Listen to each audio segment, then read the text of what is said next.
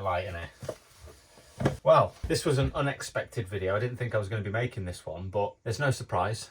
I've ripped the van apart. Now, before we get into it and why we've done it, for those that have watched the channel for the last, nearly 3 years now, you'll realise that I don't like to be bored, and when I get bored, I go and do something. Sometimes that can be quite dangerous, as in ripping the van apart again. Why have I ripped the van apart? Well, the van is going to be sold, but it's getting on to the middle of November now. Nobody's going to be buying vehicles, as I found out when I sold my first van in November. There might be, but it's better to sell it probably February or March. I'm in no rush to sell it, but I do want to build another van from scratch. So I've decided that there's a few things that don't work that I've done recently that I don't like, that I want to change, and also I want to improve a few things anyway, which is why I wanted to build a new van. So why not do it now? I'm actually in between jobs. My contract from my last job has finished, and I've got about another 3 or 4 weeks before my next one starts. So I've got nothing to do, and there's only so much running I can do. So I decided, let's rip the van apart and fix all those things I don't like. So for the next probably 3 or 4 months, I'll be able to be in the van and be a lot more comfortable, but also anyone who buys the van won't have to put up with the crap things that I did last time. Let's have a look what I've done. So if you remember, we built this bench seat. We've got this temporary screen up, which is absolutely brilliant. If you haven't bought one, I'll put a link in the description. Buy it. It's not affiliated. I'm not getting paid for it or anything like that. Like I said on the last video, it's just a little tiny bit of fluff with a bit of sort of foil stuff on that side. And, you know, I think you can get it in different colours as well. But it absolutely works a treat. There's just no condensation on the windows. I've had a shower. I've cooked pasta in here with water boiling. Pop that open, just even like a tiny bit, or just crack the door. You ain't getting anything on the front windscreen at all. And overnight it's brilliant as well. But anyway, that video's not about this. This video's not about that. We put that up, we built this little bench. It's a little bit small for Mika, but she can get away with it. She likes being on there.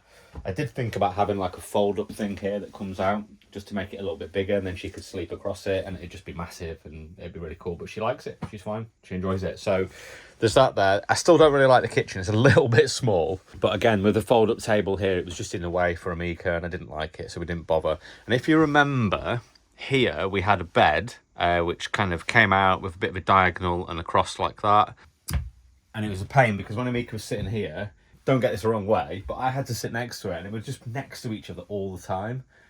Remember, she lives with me 24/7. I do like a little bit of space, bless her. But no, in all seriousness, you know, we do need to be apart from each other. We can't just sit next to each other permanently. So I decided that I was going to, or I wanted to try and like build some seats or something. But we've got 3 seats there that turn around. But it's like, if you just want to sit down and put your trainers on, just sit down for 10 minutes or eat your food or something. I don't know. We just needed more seats in the van. We've created more benches, which are similar to these. These ones lift up on hinges, but I don't think I'm going to lift these up very often, so I didn't bother with that. So underneath here, now what I had, can't really see in the back here, can we? We need a bit of a light. Let's get this little PIR light, that might help.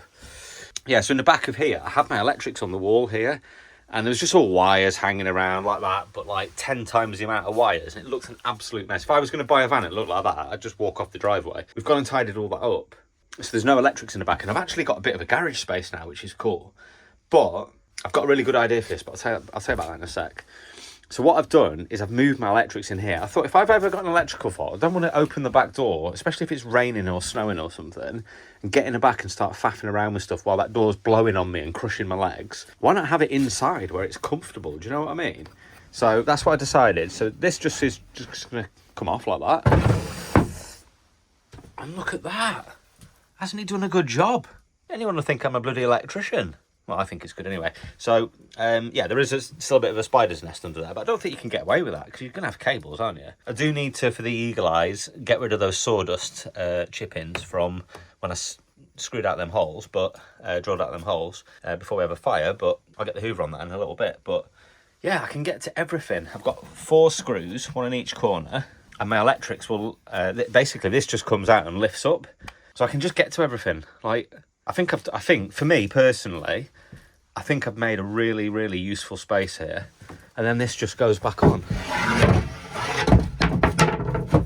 Like that. Slots in place. Really good. It just sits on these pieces of wood. So I got a piece of ply measured, you know, where it needs to be. So it sits flush and it goes on there. In hindsight, I would have dropped it a tiny, tiny little bit lower.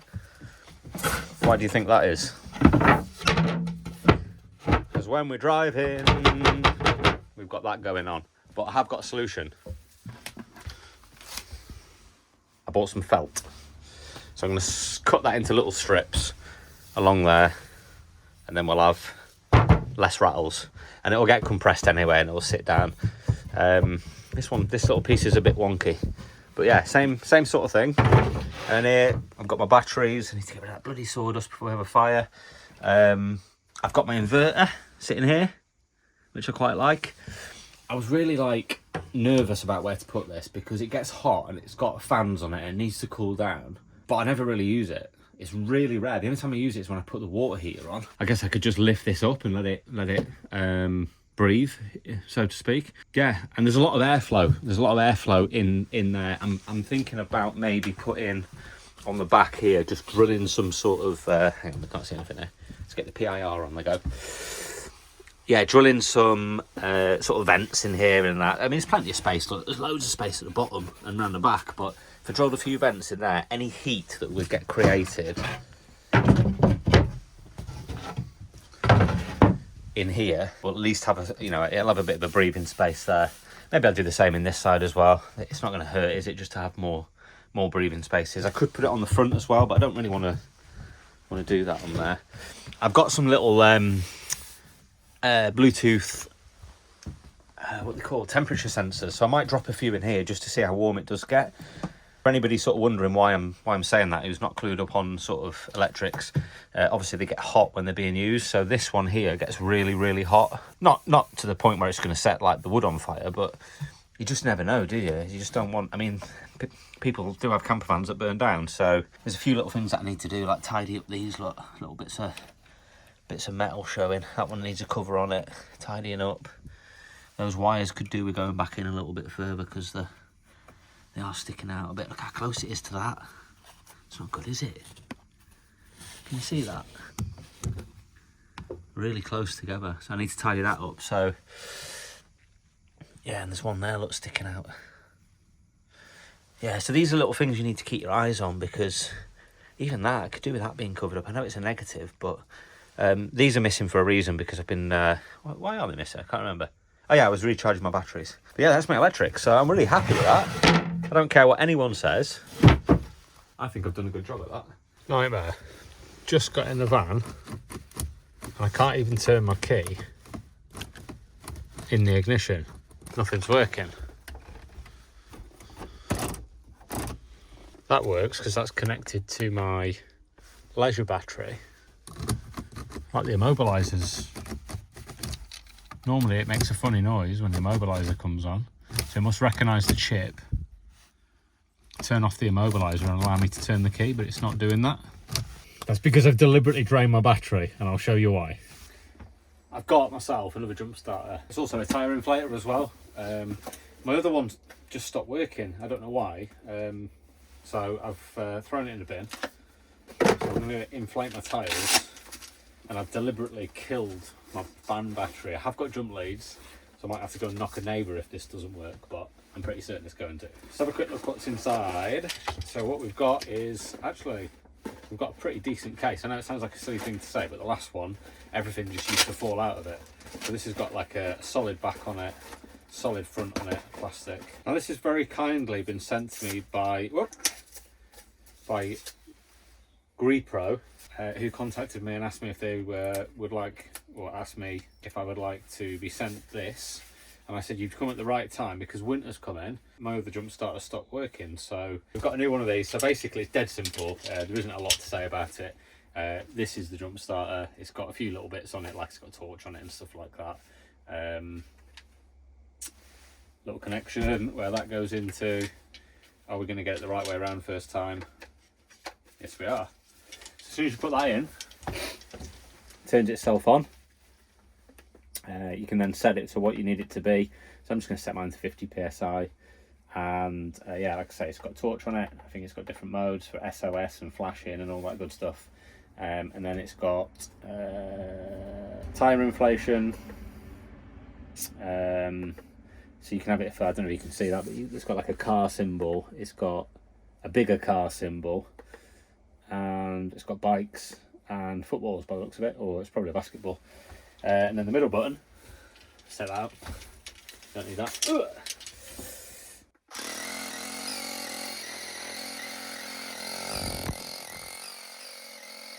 So dead easy to charge. There's none of that like looking for plugs and all that sort of stuff. Just plug it in. Find yourself a USB-C socket. I haven't got any in here. Yes, I have. I've got one underneath here that I could use. I'll have to pull my internet out. Now, I have only charged this up. I think it was last week I charged it. Or was it 2 weeks ago? So, although it says it's charging it, I know it is pretty much fully charged. So, it'll just be a little bit of power that it's lost. So, we're fully charged. I guess before I pump the tyres up, I'm probably going to jump start it first. Because if I can't jump start the vehicle, guess what? I can't go and get Amika from school. Well, there's a little diagram on it that tells you what you need to do.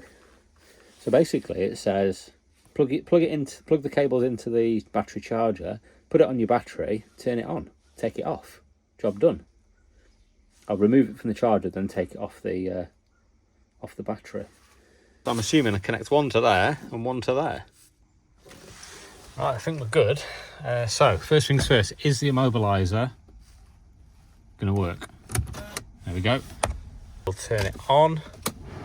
Oh God. Just make sure that's off. Might be good to go. Oh, take it out, get it. A moment of truth. Is it going to work? Yes, it is. First time. What a beauty. Pretty happy with that. I only literally had it on for about, well, 30 seconds, maybe a minute at the most. Brilliant. Right, we'll make sure the handbrake's on. And then I think what it said was to take that out. And then remove that. So there we go. It works. Brilliant. I don't have to worry now when I go anywhere. So the next thing I'm going to do is I'm going to use a tyre inflator. Well, this should be pretty straightforward. The first time I pumped up a tyre. These are new tyres. I don't know what the garage set them to be honest. I did tell him, but they seemed a little bit too soft. So turn it on. Short press the power button to start the inflation. Or is it saying they're 51 psi? Maybe it's saying it's, I've got it set to 44 and it's already 51. So let's set it to 52 psi. And then it's going to work, innit? Go on, Gary, get a grip. Well, that didn't take long, I was about to sit down. Right, it's now 52 psi. I've got it set to 53.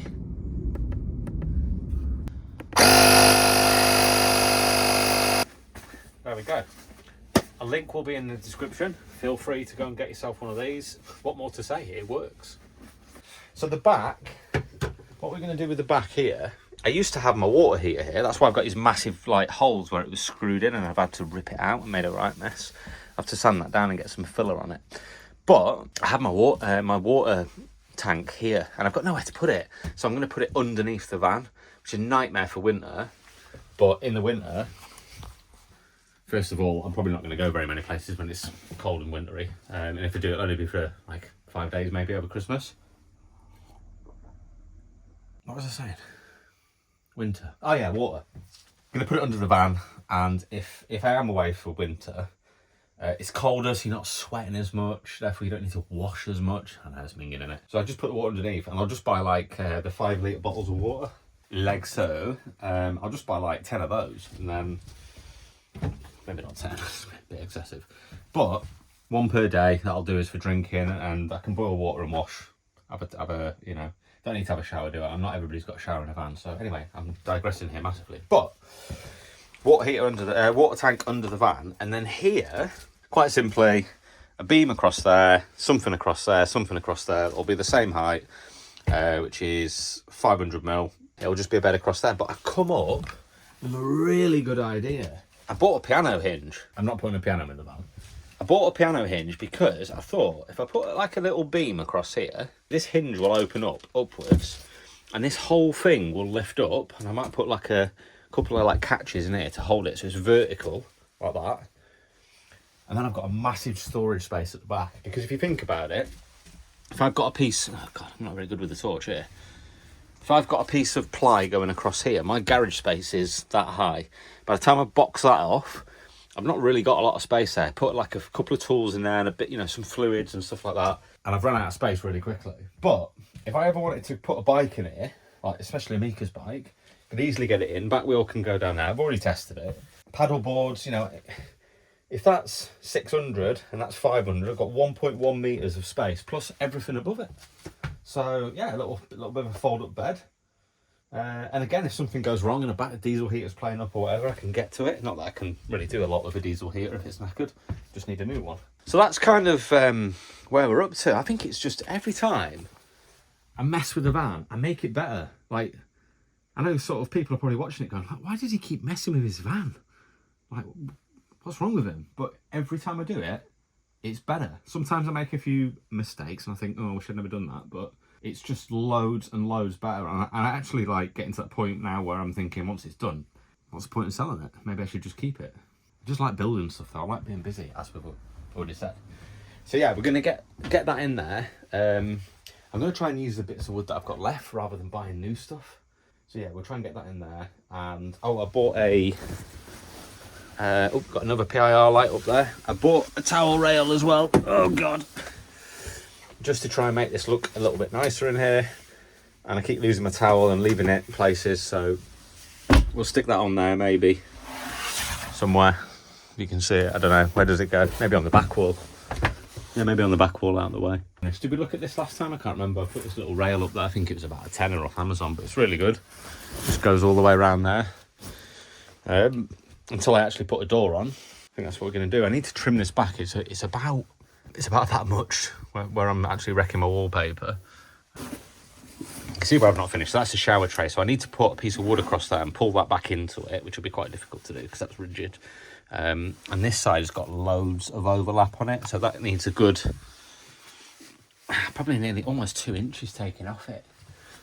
Which is good because it'll open up the door. The door's quite, you know, I'm tiny. I can't get my shoulders through and I'm tiny, so yeah, it'd be nice to get that sorted out.